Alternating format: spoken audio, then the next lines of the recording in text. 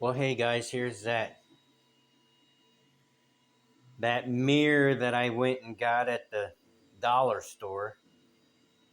They had that. They had the trim hot glued all the way along there. That's what all that stuff is on there. Can't really see it because of the goddamn fucking light in there. But that's what all those little specks and marks are, is hot glue. But I got the inside cleaned.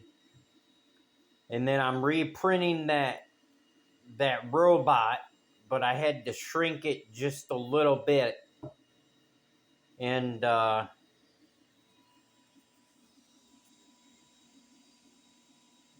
it's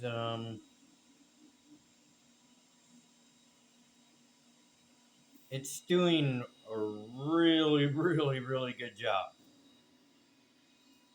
So I might want to go back to printing on glass instead of a magnet thing. So I'm on Amazon right now looking for a sheet of glass that's gonna fit on there and stuff like that. So alrighty, I'll give you an update when it gets a little bit farther. It's got like 8